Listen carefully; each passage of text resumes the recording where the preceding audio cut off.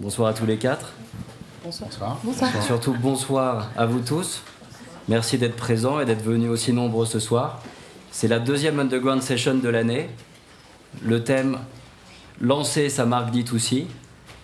Comme vous le savez peut-être, organisé par Upérir, qui est une plateforme permettant la location de boutiques et de showrooms en ligne. Nous sommes présents à New York, à Paris et à Londres. Et nous donnons vie à des centaines d'idées par an. Et c'est ce que nous célébrons lors de ces Underground Sessions. Ce sont ces idées qui sont nées. Et c'est aussi pour ça qu'on regroupe ce soir un panel de passionnés, un panel d'entrepreneurs et de fondateurs. On a aujourd'hui le plaisir de recevoir Justine Hutto, fondatrice de Respire, Chrysoline de Gastine de Balzac Paris, Vincent Quezada, le fondateur de Tipto, et enfin Albert Fitoussi, fondateur de 24 heures et de l'Atelier de la Bougie. Merci encore d'avoir accepté l'invitation et d'être présent avec nous ce soir. De mon côté, merci pour eux. De mon côté, je m'appelle Pierre Boulet-Jutkiewicz et je suis depuis un peu plus de 3 ans, près de 3 ans, chez Upérir, et je m'occupe principalement des relations avec les propriétaires. Et c'est un grand plaisir de pouvoir animer cette session aujourd'hui. Nous sommes aussi ravis d'être en partenariat avec iZettle, qui nous soutient fièrement tout au long de l'année et qui, vous le savez peut-être, propose des services et applications innovantes pour faciliter les paiements. Vous pourrez d'ailleurs les rencontrer à la fin de cette session et discuter avec eux autour d'un cocktail qui va nous être proposé ce soir par Le Bar, que je voudrais remercier aussi.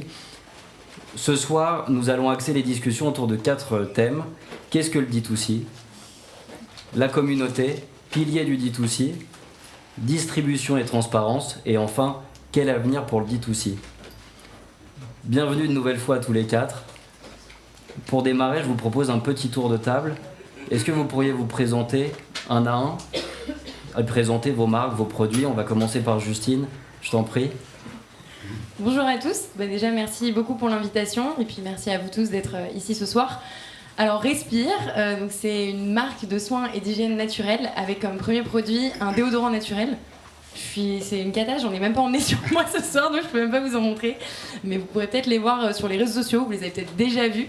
Donc j'ai lancé cette marque récemment. En fait, c'est donc début 2018, on m'a détecté une tumeur bénigne à la poitrine. Et à ce moment-là, j'ai commencé à remettre en question tout ce que je m'appliquais sur le corps. Je fais pas mal de sport, j'adore courir, j'ai déjà fait des marathons. Puis là, je pars la semaine prochaine courir 120 km dans le désert, donc oui, j'aime beaucoup courir.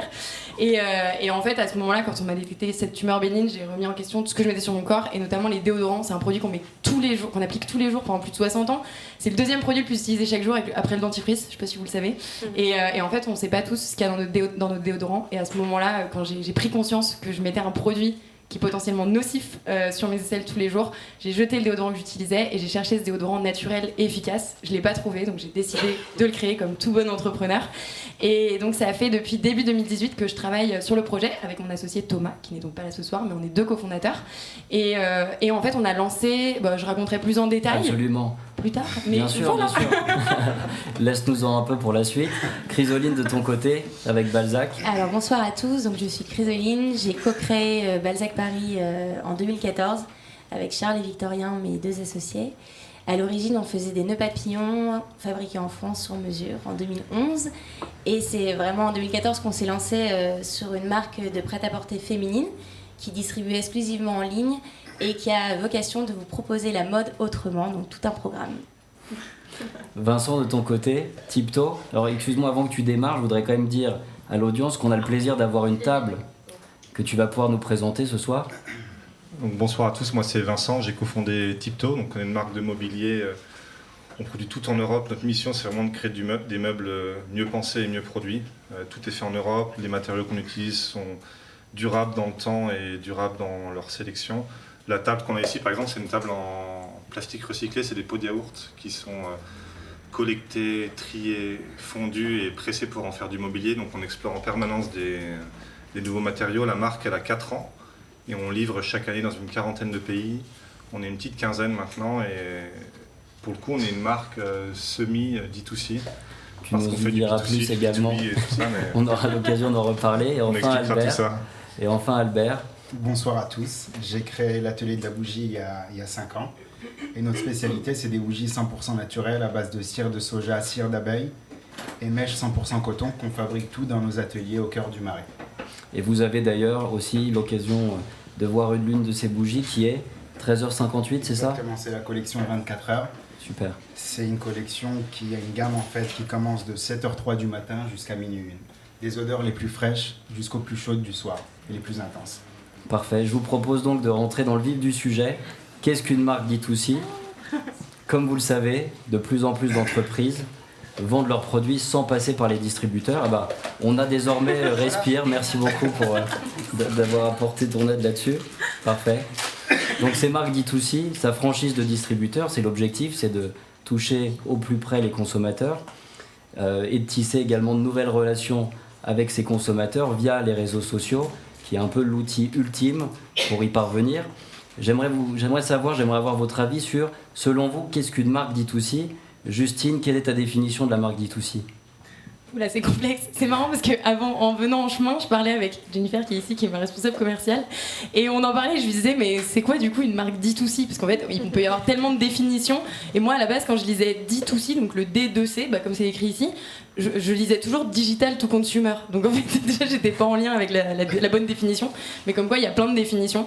Et pour moi, du coup, j'aime bien le côté Direct to Consumer, mais aussi Digital to Consumer, puisque c'est vraiment ce qui nous a permis de créer Respire. Donc, tu veux que je raconte l'histoire de Respire ou tu veux que je dise ma définition? Non, peut-être d'abord la définition.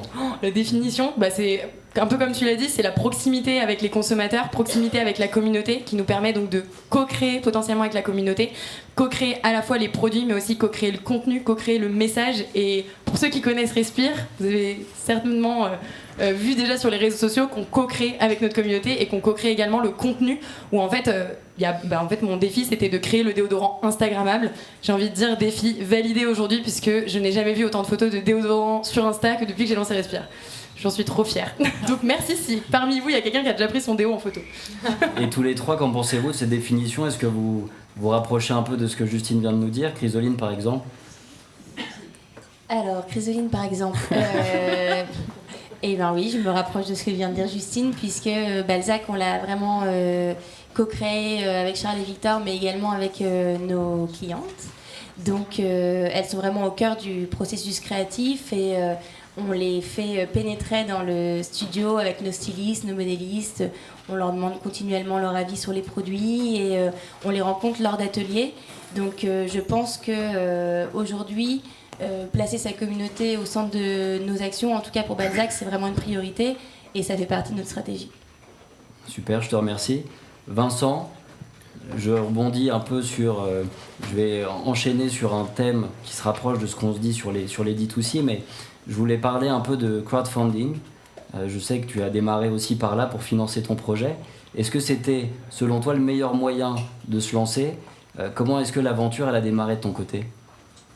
Le financement participatif, c'est un super outil pour se lancer parce qu'il a 3 avantages qui sont le financement, l'idée de préfinancer ses coûts de prod, c'est quand même un super avantage lorsque on n'a pas de fonds pour commencer. Le deuxième, c'est de tester un produit.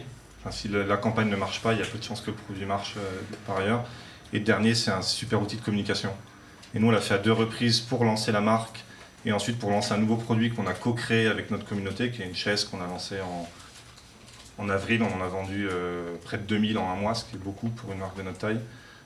Et là où je rejoins Justine, c'est qu'à mon avis, D2C, c'est pas vraiment une question de canal de distribution, c'est plutôt une question d'expérience avec le client, de proximité avec la communauté. On peut très bien être agnostique en termes de distribution et être une marque D2C parce qu'on place la communauté et le client au cœur de l'expérience, au cœur de la création du produit et au cœur de la mission de la marque. Donc, je pense que Justine a bien défini la notion. Albert, toi, tu as ta propre boutique, donc tu vends tes bougies et notamment 24 heures, mais tu vends aussi d'autres marques. Qu'est-ce qui t'a poussé à créer cette marque et qu'est-ce qui te pousse aujourd'hui à faire de ton atelier un lieu de création et de vendre au sein de cette boutique? Est-ce que c'était pour avoir un meilleur contrôle finalement sur ces produits? En gros, ce qui s'est passé, c'est que j'ai toujours aimé la bougie.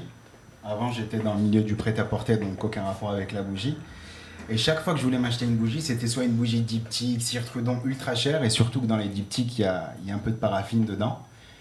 Et donc, du coup, je me suis lancé dans la bougie et j'ai fait un petit business plan, une étude de marché. Je me suis rendu compte qu'il n'y avait aucun concept store dédié à l'univers de la bougie naturelle avec des cires 100% clean et je me suis lancé tout simplement. Et ce qui est cool, c'est que ce qui s'est passé, c'est que quand j'ai ouvert la boutique, à la base, je vendais du Kerzon et du Voluspa et je me suis rendu compte que mes marges, elles n'étaient pas assez importantes. Donc j'ai pris une deuxième boutique dans le Marais, j'ai fait mes ateliers, je me suis lancé, tout simplement. Très bien. Donc c'est aussi, j'imagine, pour te rapprocher de cette communauté, d'ouvrir en physique. Et d'ailleurs, c'est ce qu'on se dit dans un deuxième axe de réflexion, c'est que la communauté pour une marque D2C, c'est le pilier. Ça permet aux marques, évidemment, comme vous le rappelez tous les quatre, de tisser ce lien privilégié avec vos consommateurs et d'avoir des retours encore plus rapides sur vos produits et sur ce que vous faites. Il est clair aussi que fédérer une communauté, c'est ce qui compte aujourd'hui. Enfin, c'est l'un des premiers challenges et l'une des premières ambitions de marque D2C. Justine, toi qui utilises évidemment les réseaux sociaux, comme beaucoup d'autres personnes, mais on a pu s'en rendre compte avec une vidéo qui a fait le buzz. Est-ce que tu peux nous en parler? Comment est-ce que tu t'y es prise pour réaliser cette vidéo? Alors, c'est vrai que la communauté, bon, comme je le disais, est très très présente et donc elle a été très présente dès le lancement de Respire. Déjà, quand on a décidé donc qu'on était prêt, que le produit était prêt, que la marque aussi était prête, trouver le nom Respire, puis créer une marque, c'est quand même pas si facile. Il faut créer tout l'univers de marque avant de se dire on peut se lancer. On a choisi le crowdfunding, donc comme en parlait Vincent tout à l'heure en citant les 3 grandes raisons pour de lancer un crowdfunding. Je suis totalement en lien avec ça et donc c'est aussi ce qui nous a permis de nous lancer. Et en fait, ce crowdfunding, on s'est dit déjà il va falloir toucher les personnes pour qu'elles adhèrent et qu'elles fédèrent, comme tu dis, à notre mission. Donc pour ça, rien de mieux que la vidéo, où en fait on peut communiquer vraiment ce qu'on pense à travers une vidéo. Moi je trouve que c'est parfois plus parlant qu'un texte ou qu'une photo. Et ça nous a prouvé que ça marche. On a lancé cette vidéo du coup, où face caméra, je sais pas s'il y a des gens qui l'ont vue dans la salle. J'espère. Oui, je vois des oui, donc je me dis qu'elle a bien tourné. Donc cette vidéo, c'est face caméra. J'ai mon iPhone, quoique là, on avait quand même pris quelqu'un qui m'a aidé. C'est pas que mon iPhone, mais maintenant la plupart des vidéos, c'est moi avec mon iPhone. Et en fait, face caméra, j'explique tout le projet, donc ce que je vous ai expliqué tout à l'heure, l'histoire, pourquoi j'ai décidé de lancer Respire. Et en fait, la vidéo, on l'a postée sur Instagram. Alors, il faut savoir que j'avais déjà une communauté sur Instagram à l'époque, puisque je partageais pas mal la course à pied, et j'avais déjà environ 20 000 personnes qui me suivaient, ce qui est vraiment un plus quand on lance une marque, parce que j'avais déjà une communauté qui me soutenait. Et en fait, quand j'ai partagé cette vidéo, je misais tout sur ma communauté Instagram. En effet, pendant 4 jours, le crowdfunding a décollé. Les gens achetaient. J'avais mis un objectif de 300 préventes parce que je m'étais dit, alors 300, c'était pas ce que je voulais vraiment. Dans ma tête, je voulais en vendre 2000 en un mois. C'est-à-dire qu'on en a vendu 21 000 en un mois, même plus. Et en fait, les 300, on les avait atteints en 1 heure. On en avait atteint même 2000 en 24 heures. Et en fait, Instagram nous a permis clairement de décoller dès le début, mais au bout de 4 jours, le crowdfunding, je sais pas si vous avez lancé des marques, si vous avez déjà fait du crowdfunding, généralement, ça décolle la première semaine, ça redescend pendant 3 semaines, et dernière semaine, vous êtes en train d'activer tout votre réseau qui n'a pas contribué, et vous leur dites, s'il vous plaît, aidez-moi à atteindre mon objectif. Et du coup, ça remonte la dernière semaine. Il s'avère qu'au bout de 4 jours, on a lancé. En fait, j'ai posté la vidéo sur mon compte LinkedIn où j'avais 400 relations, quasi que mes potes étudiants de Montréal parce que j'ai fait mes études là-bas. Et en fait, la vidéo a décollé. Sur LinkedIn, on a fait plus de 2 millions de vues. Ça a été monstrueux. Je suis passée aujourd'hui à 50 000 relations sur LinkedIn. J'aurais jamais imaginé que ça allait être un réseau social vraiment aussi puissant. Et en fait, cette vidéo, la visibilité qu'elle a eue, ça a donné vraiment. Ça a créé des contributeurs et ça a vraiment confirmé qu'il y avait un vrai besoin. Donc en fait, ça a créé une communauté forte qui a contribué au crowdfunding. Et ensuite, quand on a lancé Respire officiellement du coup au mois de mai, ça c'était en novembre l'année dernière, le crowdfunding, mois de mai on a lancé officiellement.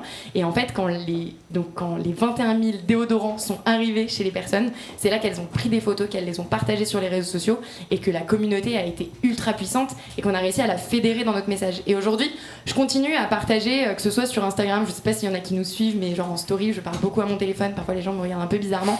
Mais en fait, j'essaie de communiquer de manière hyper authentique et spontanée en racontant ce qui se passe au quotidien et en essayant de prendre le maximum de retours de la communauté. Et c'est ça qui nous aide à avancer, qui nous challenge. Parfois, il y a des retours négatifs sur les déodorants. Je le prends en plein cœur, je suis hyper triste. Mais en fait, non, ça me challenge. Et je me relève et je me dis, en fait, si la personne, elle me donne son retour et qu'il est négatif, c'est pas pour me critiquer, c'est pour me dire que je peux encore mieux faire et elle me donne son retour. Donc, c'est génial et c'est là où la communauté, elle prend vraiment sa place et que c'est un vrai pilier dans une marque D2C aujourd'hui comme on a tous. Est-ce que j'ai répondu à ta question ? Super, je te remercie. Chrysoline, sur ton site, pour ta marque Balzac Paris, tu parles beaucoup d'établir une relation de confiance, ou en tout cas de transparence et d'honnêteté vis-à-vis de ta communauté. Est-ce qu'il est plus simple pour toi d'établir ce lien de confiance, notamment au sujet de ta production, que lorsqu'on s'appelle H&M ou Zara ? Écoute, je pense que c'est plus simple parce que, ne serait-ce que par nos chaînes de production, quand on dit au consommateur, à la cliente, que les chaînes de production sont raisonnées et que ça fait partie intégrante de notre démarche responsable, obligatoirement c'est plus facile de nous croire nous que de croire H&M ou Zara qui nous dirait qu'elles ont une chaîne de production raisonnée. Donc déjà, si tu veux, le fait que notre démarche de production raisonnée, de mode responsable et d'authenticité auprès de notre cliente, que la cliente puisse presque venir la vérifier puisqu'on communique avec elle de manière très authentique et spontanée, c'est beaucoup plus facile pour nous parce qu'on est très petit vs les acteurs que tu as cités, que évidemment la communauté est ultra concernée parce qu'elle a envie de mieux consommer, et lorsqu'elle est sensible au sujet du responsable, c'est pas uniquement parce qu'elle veut avoir un vêtement responsable, mais c'est un état d'esprit. Donc c'est ça aussi la force de Balzac, c'est que si tu veux, quand elle achète un vêtement, une paire de pompes ou un sac, c'est que elle a envie que ça transparaisse dans son mode de vie. Et elle est presque fière de porter ses chaussures parce qu'elles sont véganes. Elle va pouvoir en discuter avec des amis qui, elles, sont sensibles aussi à ces sujets. Donc, ce qui est chouette, c'est que plus qu'un vêtement et un vestiaire, c'est vraiment une philosophie et c'est ce vers quoi on essaye d'animer la cliente. Et je pense que c'est plus compliqué pour des marques comme H&M ou Zara de le faire, ne serait-ce que par leur taille. Donc, je pense que déjà, c'est ce qui va créer l'écart entre un Balzac et un Zara, quoi, tout simplement. Et est-ce que, donc tu viens de le dire, tu t'engages pour une mode plus durable finalement, et plus responsable. Tu crées des collections dont elle dit qu'elles sont intemporelles, dont on ne se lasse pas. Est-ce que pour toi, une marque D2C se doit d'être engagée ? Est-ce que ça doit faire partie de l'ADN d'une marque D2C, cet engagement ? Engagée d'un point de vue responsable ou de... Engagée d'avoir une mission et une valeur très forte qui est vraiment qui est un pilier de sa stratégie et de sa... Je pense qu'une marque, de quelle manière qu'elle soit, et peu importe le mode de distribution qu'elle aura choisi, c'est important qu'en amont, avec ses associés ou autres, les personnes qui construisent la marque aient défini les valeurs de celle-ci. Donc obligatoirement, si jamais elle a décidé de s'engager d'une manière ou d'une autre dans la dimension responsable, pour Justine par exemple, pour la santé, le mieux consommer, évidemment ça va aider à emmener le consommateur avec soi en lui disant bah voilà, toi aujourd'hui t'es un consommateur averti parce que Yuka existe, que même désormais il y a la même chose sur les vêtements, donc aujourd'hui j'aime bien ce comparatif de dire que la carte bleue c'est presque comme une carte d'élection présidentielle, quoi. Il va décider de ce qu'il fait et il est vraiment acteur de ses achats, il est conscient de ce qu'il achète. Donc oui, une marque, en tout cas pour emmener le consommateur avec soi, moi je pense, mais je ne suis pas la science infuse, qu'il faut être engagé.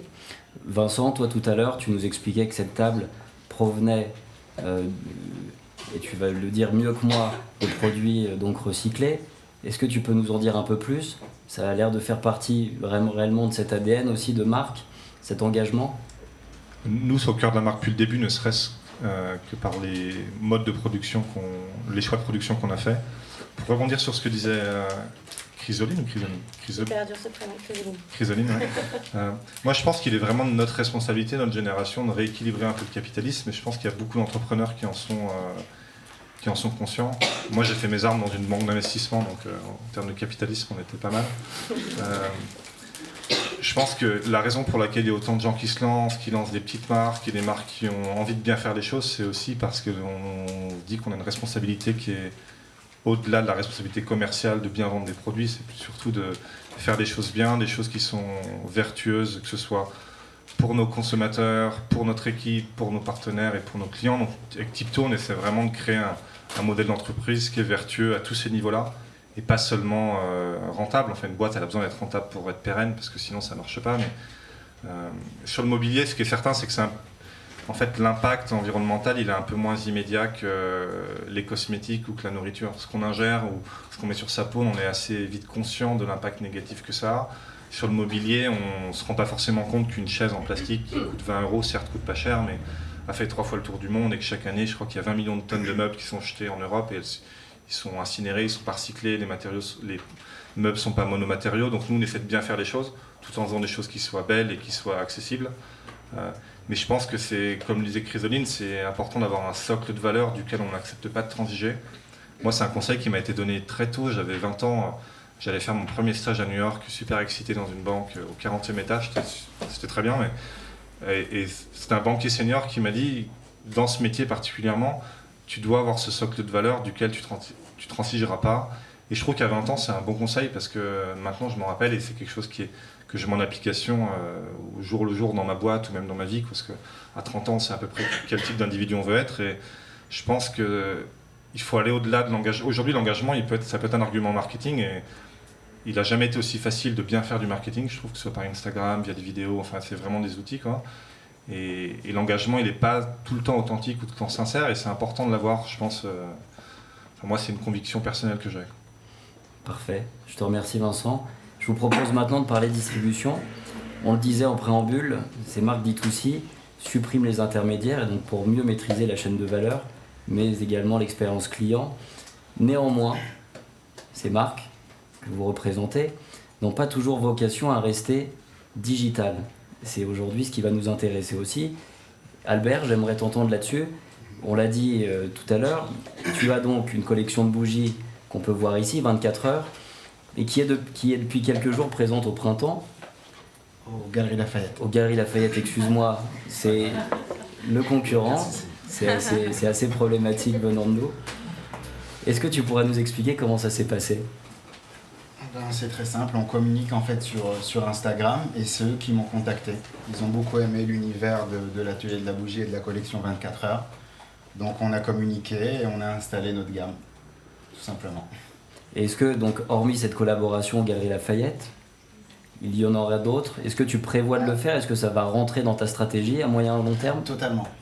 En fait, quand je crée mes collections, pour l'instant, je communique et j'envoie pas des mails en fait à plusieurs prestataires. Donc, ce qui se passe, c'est que j'ai déjà travaillé avec le groupe Marriott. D'accord. C'est eux qui m'ont contacté aussi, avec le groupe BNP Paribas. Et par la suite, oui, je pense que je vais communiquer un peu plus sur tout ça. Et alors, est-ce que tu penses qu'on peut aussi bien toucher son audience lorsqu'on s'affranchit d'une présence dans ces grands magasins ou chez des distributeurs, ou est-ce que c'est le passage oblige pour étendre encore un peu plus son rayon consommateur finalement ? Pour moi, c'est ultra important. Par exemple, le week-end dernier, j'étais aux Galeries Lafayette et je suis parti vendre. Moi-même, j'aime bien être sur le terrain et voir les clients. Et du coup, oui, il y a énormément de clients qui ont adoré le produit et j'ai fait découvrir mon produit à énormément de personnes. Donc oui, je pense que oui. Justine, toi depuis peu, tu es vendue chez Sephora, depuis maintenant pas mal de temps, puis Monoprix, puis Parashop. Alors, redonne-moi s'il te plaît la bonne chronologie. Alors d'abord Monoprix depuis Monoprix. le mois de mai, et ensuite Sephora depuis la fin août, et D'accord. Parashop depuis début Et septembre. Parashop très récemment. Donc, tu fais appel à des distributeurs. Ça vient rompre un peu avec la stratégie initiale. Est-ce que tu peux nous expliquer comment est-ce que c'est venu ? Alors, en reparlant donc des D2C, c'est vrai qu'on a une stratégie d'être proche de nos consommateurs. Et en fait, on s'est rapidement rendu compte quand on a lancé le crowdfunding, vu qu'on est proche d'eux et qu'on leur pose la question où est-ce qu'ils souhaitent trouver Respire, en effet, il y a des personnes qui sont déjà converties entre guillemets à Respire, qui utilisent du déodorant quotidiennement et donc qui sont très contentes d'aller le recommander quand elles en ont besoin sur notre site internet. C'est pour ça qu'il est là et bien sûr, il sera toujours présent. Notre site internet, c'est pour nous notre canal numéro 1. Ensuite, en fait, c'est un produit, on le veut accessible. On a besoin qu'il soit là où les gens vont le chercher, c'est-à-dire là où ils font leurs courses. Donc en fait, nous, on ne croit pas à ce modèle juste pure player, en tout cas pour les cosmétiques, où on peut vendre uniquement sur notre site internet. C'est pour ça qu'on a choisi d'avoir un modèle hybride, qui nous d'ailleurs, financièrement, économiquement, en fait, il y a aussi des frais de livraison, il y a des frais logistiques quand on vend uniquement sur notre site. Donc c'était normal pour nous d'accepter un modèle hybride où on peut se permettre d'être là où les consommateurs vont nous chercher. Et on a eu la chance, quand on a lancé ce crowdfunding, d'avoir énormément de visibilité et que je me fasse contacter sur LinkedIn, encore une fois, par énormément d'acteurs de la distribution. Mais quand je dis énormément, c'est-à-dire quasi toute la distribution française. Que ce soit des Galeries Lafayette ou que ce soit Leclerc, Intermarché, enfin, c'était assez incroyable. Donc c'était une chance énorme. Du coup, il s'est posé une grosse question pour Respire, c'est ok, est-ce qu'on reste pure player comme on l'a décidé ou est-ce qu'on choisit ce modèle hybride ? On a choisi le modèle modèle hybride, mais on l'a pas fait n'importe comment, on s'est posé et on a fait des choix stratégiques pour surtout pas briser l'image de la marque, parce que c'est quelque chose qui est hyper important pour nous, c'est que les personnes nous trouvent là où elles le souhaitent, mais que ça détériore pas l'image de Respire. Comment est-ce qu'on conserve, pardon de te couper, comment est-ce qu'on conserve justement cette authenticité du produit que vous revendiquez tous les quatre lorsqu'on est distribué chez un grand magasin ou un autre marchand physique justement? Alors justement, on choisit le bon partenaire qui va véhiculer le bon message et qui va savoir faire vivre la marque en rayon. Donc nous, on a choisi Monoprix comme partenaire numéro 1, avec qui ça s'est hyper bien passé dès le début. D'ailleurs, ça a été incroyable parce qu'en fait, on n'avait aucune prévision sur lesquelles se baser. Donc on n'avait pas du tout de forecast et on a été en rupture de stock dès 4 jours. Donc c'était un peu n'importe quoi dans tous les Monoprix. Et pour reparler de la communauté, ce qui était incroyable, j'ai mon équipe qui est devant là, en fait, il y a 4 personnes qui sont en train de me regarder et qui approuvent ce que je dis depuis tout à l'heure, parce qu'en fait la communauté prenait en photo les déodorants Respire en rayon et nous les envoyait, et dès qu'on est en rupture de stock, je vous jure qu'on est au courant, parce qu'il y a toute la communauté qui nous le dit, donc la Camille, responsable communication, qui à chaque fois acquiesce et qui renvoie chez Monoprix: bonjour, nous sommes en rupture de stock à tel endroit. Donc ça a eu en fait déjà un impact où les personnes peuvent le trouver là où elles le cherchent, le déo, et en plus elles communiquent avec nous en nous expliquant où est-ce qu'il est, où il l'est pas. Et ensuite, on a fait le choix, donc Monoprix, ce choix-là, parce que c'est de la GMS premium, donc c'est quand même, on n'a pas choisi la GMS, pardon, je rentre dans des termes, je sais pas si tout le monde comprend, grande et moyenne surface, les supermarchés. On n'a pas voulu choisir tous les supermarchés, mais Monoprix, c'est quand même un endroit où il y a un certain panier moyen et des personnes qui sont quand même déjà sensibles un peu au naturel et au mieux consommé. Ensuite, on a eu la chance d'être approché par Sephora, et Sephora, c'est le temple de la beauté. Et en fait, depuis le début que j'ai lancé le déo, je me suis dit, mais c'est quand même dingue. Le déo, c'est un produit un peu tabou dont personne ne parle, alors qu'en fait, ça fait partie de notre routine beauté quotidienne. Donc le fait que Sephora m'approche, j'ai trouvé ça juste dingue, ça remettait vraiment le déo au centre de la beauté. Du coup, on a fait le choix de lancer chez Sephora et on est arrivé chez Parashop depuis peu, en parapharmacie. Et là, en fait, on va vraiment chercher la caution médicale. Et d'ailleurs, on est en pleine discussion avec également des pharmacies pour pouvoir trouver davantage cette caution médicale. Chrysoline, de ton côté, est-ce qu'il y a ce genre d'initiative qui est envisagée? D'aller dans des grands magasins? Eh bien, écoute, figure-toi que nous y sommes. Ou en tout cas, quand je dis envisager, hormis ce qui est déjà fait, est-ce qu'il y a de nouvelles collaborations qui sont dans les tuyaux pour les mois et années à venir? Finalement, là, on est Galeries Lafayette depuis le 27 août jusqu'au 14 octobre. Et pour nous, c'est assez nouveau parce que quand les Galeries Lafayette viennent nous chercher et nous demandent d'être présents chez eux, ce qui est amusant, c'est qu'on se retrouve dans un rapport de force où on est en position de force. Donc c'est quand même chouette de se dire que Balzac est aussi important pour les galeries que Galeries est important pour Balzac. Donc là, déjà, le rapport de force est bien équilibré. Et eux, ce qu'ils viennent chercher en venant nous voir, c'est une communauté qu'ils n'arrivent plus à rapporter dans leurs grands magasins. Finalement, les filles Balzac ne vont peu ou pas dans les grands magasins. Et nous, ce qu'on va chercher quand on va aux Galeries Lafayette, c'est une communauté étrangère pour faire rayonner Balzac avec une cible qu'on n'aurait pas nécessairement en ligne. Donc c'est vraiment un partenariat win-win. Et puis surtout, ils sont venus nous chercher dans le cadre de changement de mode. Donc c'est ça qui est chouette, c'est qu'ils nous ont vraiment identifiés comme acteurs du changement, avec notre démarche responsable, et qu'ils se sont dit, dans cette dynamique changement de mode, il nous faut Balzac. Donc on a une vitrine, on a un espace de 25 mètres carrés qui se situe au 2e étage. Enfin voilà, tout a été fait pour que ça se déroule bien, dans les meilleures conditions. Ils nous ont soignés, mais... évidemment, pour Balzac, c'est compliqué d'aller aux Galeries Lafayette. Quand nous, on fait des marges pour pas rentrer dans les termes techniques, x2,5, x3, x3,5 max, nos petits voisins, ils font des x6, x10. Donc c'est pour ça qu'eux aussi, il faut qu'ils se réinventent et qu'ils repensent leur modèle. Donc c'est super intéressant de travailler avec eux. Donc ça, c'est une première étape pour nous d'aller dans les grands magasins. Et la deuxième étape, ça sera d'ouvrir nos propres boutiques. Donc ça, c'est quelque chose qui est... prévu pour l'année prochaine ou qui est... Alors, écoute, je vais pas trop en dire parce que je vais pas trop m'avancer, mais ouais, c'est clairement dans le pipe d'ouvrir des boutiques, on espère, 2020, 2021. Parfait. Puisqu'on parle avenir, j'aimerais qu'on puisse aborder ce sujet. On parle donc de cette tendance D2C et de l'avenir de toutes ces marques. Vincent, dans le domaine du design ou de l'ameublement, on voit qu'il y a quand même de plus en plus de marques qui se vendent quasi essentiellement ou quasi exclusivement en ligne. On peut penser à Made, CLNC. Est-ce que selon toi, dans ce secteur, l'avenir est essentiellement en ligne? Est-ce qu'il est forcément en ligne? Je pense pas. Mais en fait, pour plein de raisons, je pense que ce que Justine et Chrysoline ont dit juste avant, c'est très juste. C'est-à-dire que À mon avis, le côté D2C, c'est une marque qui va en ligne, c'est un peu une lubie des gens qui font la définition plutôt que des gens qui font les marques.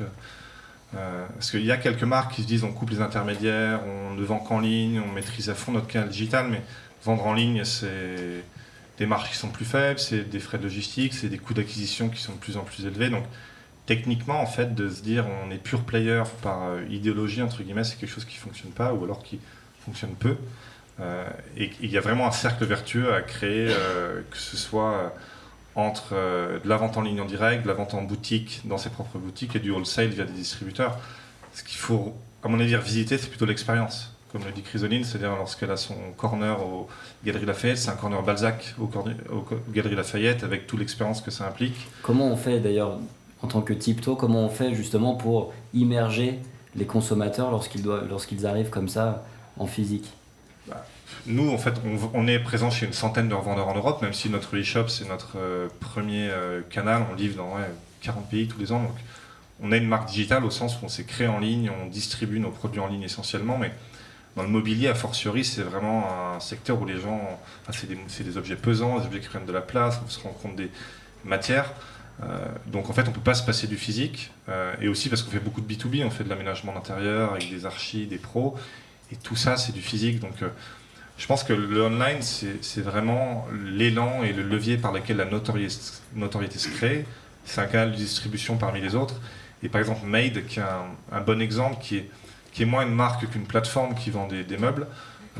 Ningli disait que leur showroom à Londres, c'était une des meilleures des décisions qu'ils aient prises. Alors que c'était un modèle purement en ligne. Ils ont ouvert un énorme showroom au nord de Londres qui fait 200-300 mètres carrés. On voit que toutes les marques, en fait, elles ont... Il y a eu un peu l'ambition de faire que du online, et elles arrivent toutes vers un mix de ces canaux. Et nous, on a pour projet d'ouvrir une boutique en 2021. On a déjà un showroom à Paris, on vend en ligne, mais je pense que, en fait, moi, il y a un schéma qui me plaît pas mal pour expliquer comment fonctionnent les marques D2C. Elles reposent sur 4 piliers. Le premier, c'est la communauté dont tu as parlé tout à l'heure. Le deuxième, c'est le contenu, c'est-à-dire quelle est l'information qu'on donne et à quel moment on la donne à notre communauté. La troisième, c'est la conversation, et c'est probablement la plus importante, et on en a tous parlé ici, c'est comment en fait t'engages avec une communauté là où historiquement c'était juste une promo, c'est le bon plan, t'en achètes 2 et t'en as un troisième gratuit. Et le quatrième point, c'est le commerce. Donc on part de la communauté, on va vers le contenu, on engage avec cette communauté via la conversation, et le commerce se crée à ce moment-là. Et je pense que c'est plutôt ces 4 piliers qui font les marques digitales que le full online, même si on sait que les croissances online sont fortes. Je sais pas, 80%, 85% du marché du retail, il est dans les rues, quoi. Je pense que Albert, c'est un bon exemple. D'ailleurs, puisque tu parles de présence physique, Chrysoline, je reviens à toi, tu as effectué de nombreux pop-up, et notamment avec nous au Pirir, je me permets de le dire aussi, c'est important. Est-ce que pour toi, donc, limiter la présence physique et apparaître avec des moments stratégiques de l'année est la stratégie à adopter pour une marque D2C? Alors, je sais pas, déjà c'est très cool de passer avec vous, donc adieu aux amateurs. Je sais pas si c'est la stratégie à adopter, mais en tout cas ça a été la bonne stratégie pour Balzac, parce qu'elle permet de récolter de la data et de voir dans quelle mesure tu es attendu dans telle ville. Donc nous, ce qu'on fait, c'est qu'on est évidemment à Paris, mais on se déplace aussi beaucoup en province. Donc là, par exemple, cet été, on est allé à Aix-en-Provence. On s'est rendu compte que finalement, c'était pas une ville dans laquelle on était vraiment attendu. Donc ça nous permet de prendre un peu le ton et de voir si jamais on ouvre des boutiques physiques, quelle ville de province il faut prioriser. Donc ça, c'est super intéressant déjà de pouvoir faire des tests. Et c'est grâce justement à des modèles économiques comme les vôtres qu'on peut faire ça, donc ça c'est chouette. Ça permet aussi de se rendre compte que la cliente, en tout cas pour du vêtement, du sac à main et de la chaussure, elle a besoin de toucher le produit, elle a besoin d'essayer la chaussure, et ensuite c'est une porte d'entrée pour qu'elle revienne en ligne une fois qu'elle connaît sa taille. Ça limite évidemment le taux de retour, donc c'est quand même un bon point, surtout pour un modèle 100% digital comme Balzac. Et après, oui, je reviens à ta question, à des moments stratégiques de l'année, évidemment, Noël, c'est un indispensable, avant les grandes vacances, avec un pop-up qui sera une offre très summer. Donc, ce qui est chouette, c'est que ça permet justement de construire l'offre en fonction des moments clés de l'année de la cliente, et donc d'être très proche de ses envies, mais surtout de ses besoins. Donc, ça, c'est cool, ça permet vraiment de dynamiser la présence physique de la marque. Donc je pense qu'en tout cas pour Balzac c'était une bonne stratégie. Ça, c'est Et sûr. tu parlais tout à l'heure de boutiques peut-être à long terme. Ouais. Comment tu ferais pour dynamiser autant la fréquentation dans ta boutique plutôt que d'avoir une boutique sur quelques moments de l'année, période où tu sais que les gens vont peut-être venir plus facilement? Ça m'intéresse. C'est une autre histoire. Et ben écoute, on s'en est rendu compte parce qu'on a vraiment beaucoup de demandes de nos clientes qui nous demandent quand est-ce que vous ouvrez une boutique physique, etc. Donc ça a germé dans nos esprits et ça nous a donné envie avec mes associés de créer justement cette boutique physique qui serait à plein temps. Et comment on va faire pour générer du trafic? Bonne question. Actuellement, ce qu'on fait, c'est qu'on organise beaucoup d'ateliers dans nos showrooms, par exemple, qui se trouvent dans le 10e, où on rencontre nos clientes autour de thématiques diverses et variées. Ça peut être le responsable. Au Galeries Lafayette, on va faire une conférence avec Justine sur justement le mieux consommer, autour d'univers de la beauté. Enfin voilà. Donc on veut vraiment, si tu veux, que consommer chez Balzac, ce soit... avoir envie d'un vêtement à un instant T, mais surtout une philosophie, avoir envie de participer à un atelier. Donc on apprend aux filles à remailler leur pull, on apprend aux filles à recoudre un bouton, à rapiécer un jean si jamais il est troué, pour leur donner cette logique de mieux consommer et de vêtements qui va durer dans le temps et qui n'est pas jetable. Et donc je pense que ça c'est un bon moyen d'engager la cliente et lui donner envie de revenir, c'est de vivre une expérience plutôt que de se pointer dans une boutique et parfois limite de s'excuser d'être là parce que la vendeuse fait la tronche. Donc l'objectif c'est vraiment d'avoir une force de vente qui soit hyper engagée, qui soit à fond derrière l'univers de Balzac et qui croit en nos valeurs. Et c'est toujours la même chose, on revient même en fait aux valeurs et que nos valeurs qu'on essaye de véhiculer depuis un moment sur le digital, qu'on puisse les véhiculer en physique. Parfait, je te remercie, très complet. On va parler futur maintenant, avenir, même si on l'évoquait déjà un peu avec toi. Si vous aviez un adjectif pour qualifier l'avenir de votre marque, quel serait-il? Je vous laisse être le plus créatif possible ou très sobre. Albert? Mon adjectif. Je suis en train d'y réfléchir. Est-ce qu'il y en a qui sont inspirés parmi vous quatre? Ouais, moi je dirais Vincent? mesurer. Enfin, j'aime bien l'idée de mesure dans la croissance ou dans les trajectoires des marques. Je pense que construire une marque, ça prend du temps. C'est pas facile de passer du monoproduit à la marque. Il y a beaucoup de monoproduits, il y a peu de marques en parallèle.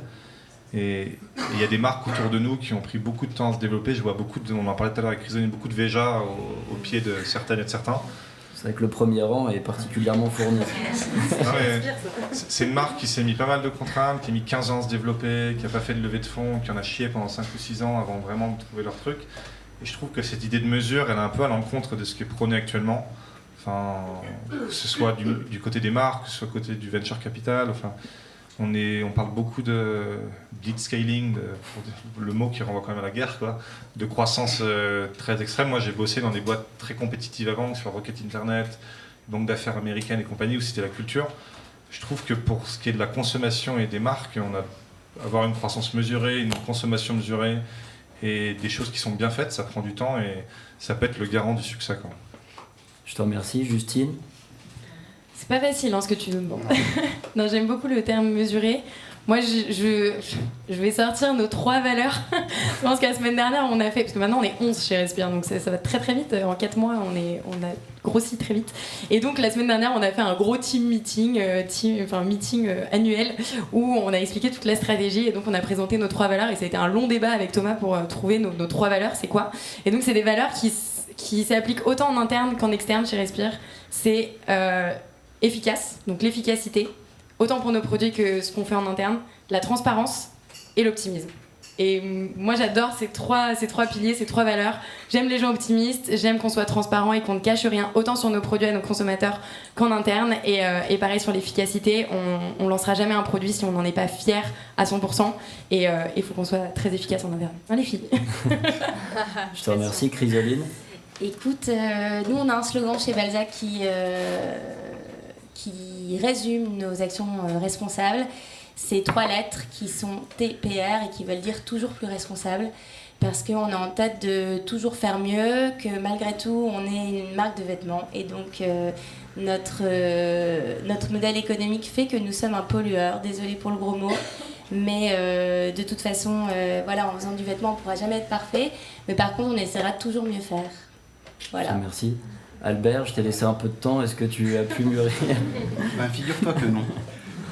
Mais je sais pas, tu peux peut-être me donner un petit conseil? Bah, écoute, on a déjà parcouru pas mal de choses entre innovant, ambitieux, Ouais. international. Est-ce qu'une diffusion à l'étranger est prévue? On a ouvert sur le e-shop en fait les États-Unis. D'accord. Donc ouais. Donc on peut très bien utiliser Ouais. international, global, ça marche? Ouais. Allez, C'est pas mal. parfait. Bon, je vous remercie. Merci. En tout cas, merci à tous les 4. Est-ce qu'on a des questions parmi le public? Est-ce que certains d'entre vous ont des questions? Je vais juste faire passer un micro.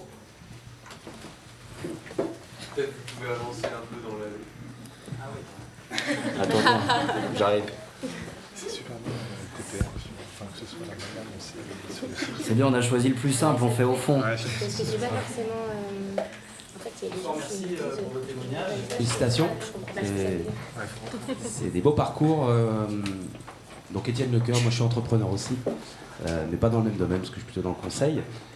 Et justement, si vous deviez donner un conseil aux entrepreneurs en herbe qui sont peut-être ici dans la salle, quel serait-il? Un conseil. Alors, je sais que vous pouvez en dire beaucoup, mais s'il n'y en avait qu'un, est-ce que c'est savoir s'entourer? Est-ce que c'est prendre le temps pour son projet? Quel serait le plus J'aime dire important? bien s'entourer. Moi. Je pense que le fait de prendre des raccourcis lorsqu'on a des questions, d'aller prendre conseil auprès de gens qui ont plus d'expérience que nous, qui sont moins bêtes ou plus intelligents, je sais pas, mais en tout cas s'entourer. Je sais que nous, avec mon associé, dès qu'on a une question, on appelle, on voit le fondateur de Make qui a fait 10 ans, on lui passe un coup de fil, ou on lui écrit, ou on le rencontre, quoi.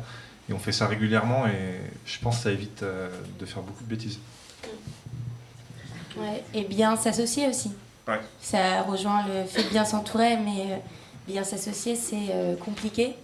Il faut être à l'aise avec le fait que si jamais son associé c'était un ami avant ou quelqu'un de sa famille, que les relations changent, parce que ça va être le cas.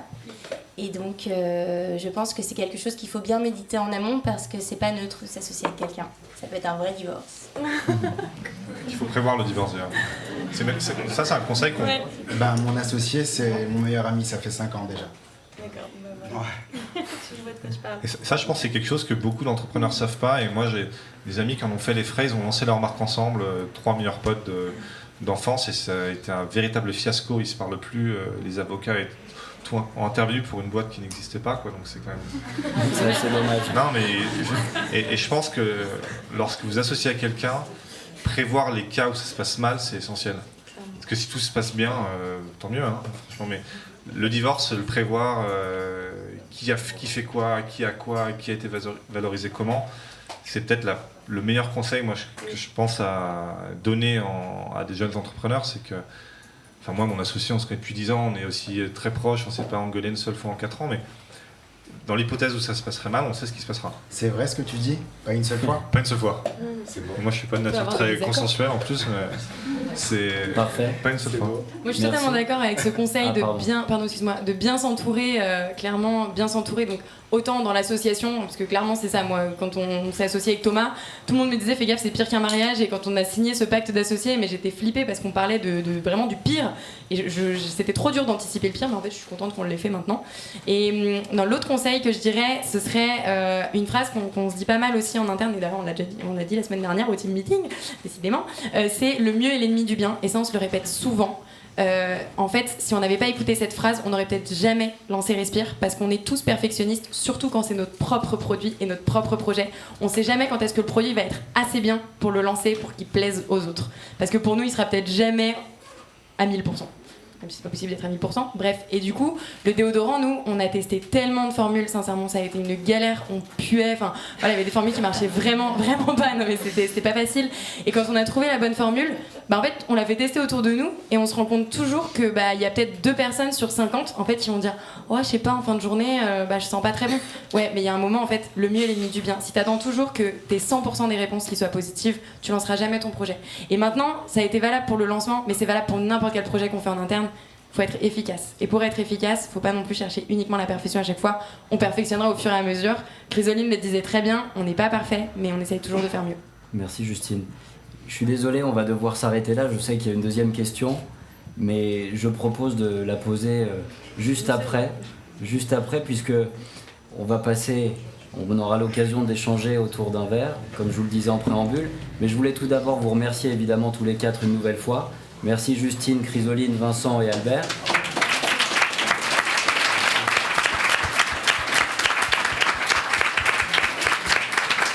Je voulais aussi remercier, c'est extrêmement important, Laurent Feingold qui nous a, avec